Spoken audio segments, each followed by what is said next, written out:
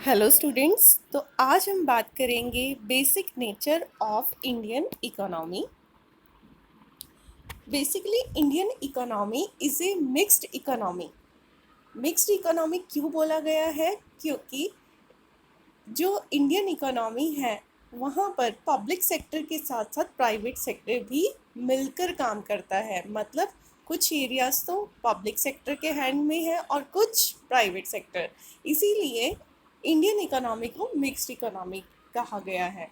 Mixed economy के साथ साथ इंडियन इकोनॉमी को डेवलपिंग इकोनॉमी भी कहा गया है। डेवलपिंग मतलब जो अभी डेवलप्ड नहीं हुई लेकिन जो डेवलपिंग स्टेज में है, तो वो हुई डेवलपिंग इकोनॉमी।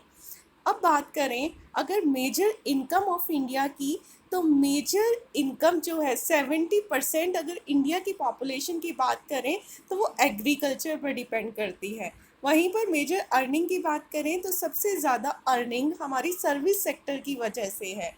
मतलब जो हमारी जीडीपी है 60% कॉन्ट्रीब्यूशन जीडीपी का सर्विस सेक्टर से आ रहा है। तो ये कुछ चीज़ें ध्यान देने वाली हैं। अब हम आगे बात करते हैं सम फीचर ऑफ इंडियन इकोनॉमी की। देखिए, सबसे पहले है हमारा लो पर कैपिटल इनकम। लो पर कैपिटल इनकम का क्या मतलब है? इंडिया की capital income, per capita income developed countries के कंपैरिजन में बहुत कम है। देखिए यहाँ पर डेटा दिया गया है। डेटा एग्ज़ाम में आप तभी मेंशन कीजिएगा अगर आपके पास आपको बिल्कुल डेटा लर्न हो। अगर डेटा में गड़बड़ करोगे तो उसे मेंशन करने का कोई फ़ायदा नहीं है। सेकंड जो मेन फीचर है एग्रीकल्चर बेस्ड इकोनॉमी। अभी भी मैंने बताया इंडिया की 70% पॉपुलेशन आज भी एग्रीकल्चर सेक्टर पर डिपेंड करती है और इंडिया के जीडीपी का टोटल पार्ट हमारा किस पर है?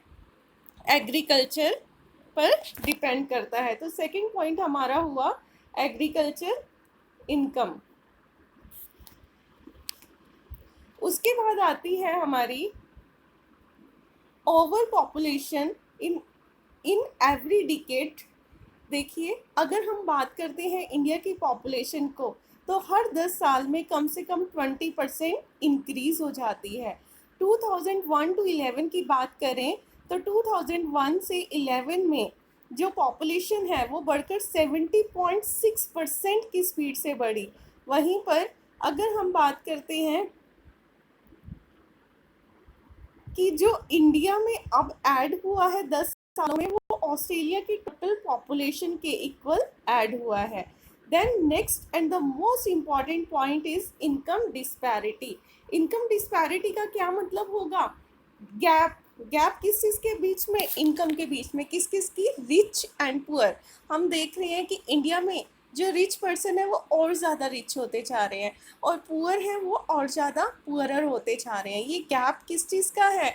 ये गैप बना हुआ है कि जो इंडस्ट्रियलिस्ट हैं वो तो और अर्न करते जा रहे हैं और जो गरीब लोग हैं वो ना तो सेव कर पा रहे हैं और ना ही कहीं इन्वेस्ट कर पा रहे हैं, जिसकी वजह से ये खाई अमीर और गरीब के बीच की बढ़ती ही जा रही है। उसके बाद अगर हम बात करें लैक ऑफ कैपिटल फॉर्मेशन।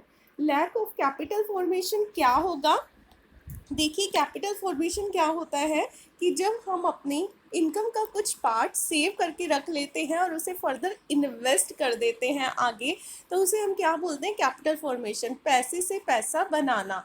अब इंडिया में सेविंग रेट ही बहुत कम है। सेविंग है तो लोग उसे बचा कर ही रखते हैं, कहीं इन्वेस्ट नहीं करना चाहते, जिसकी वजह से कैपिटल फॉर्मेशन रेट बहुत कम है। उसके बाद है बैकवर्डनेस ऑफ इंडस्ट्रियल डेवलपमेंट। अगर हम बात करें इंडिया में इंफ्रास्ट्रक्चर डेवलपमेंट की, तो वो बहुत कम है। जैसे अभी भी हम देखें तो इतने विलेजेस ऐसे हैं जहाँ तक इलेक्ट्रिसिटी सप्लाई आज तक नहीं पहुँची। वहीं आप देखोगे कि कितने विलेजेस ऐसे हैं जहाँ पीने का पानी तक नहीं है। लोगों को कई किलोमीटर पैदल चलकर पानी लेकर आना पड़ता है।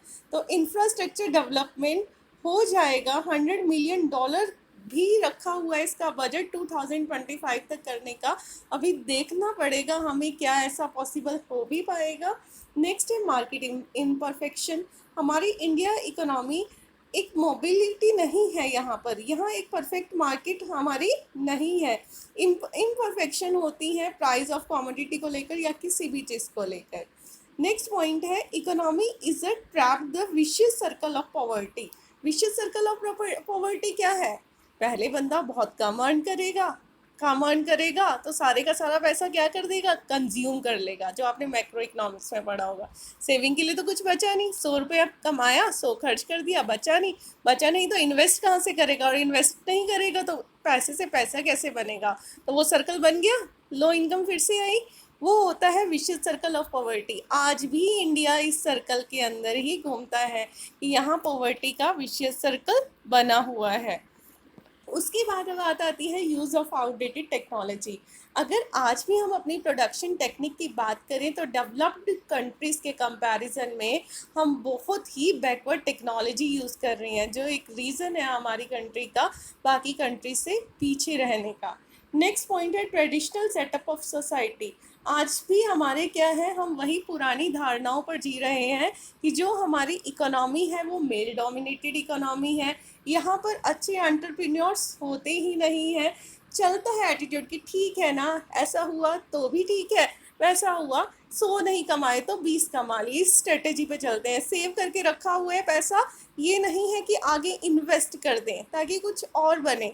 वही पुरानी ट्रेडिशन पे चलते चलते हमारी इंडियन इकोनॉमी क्या हो रही है?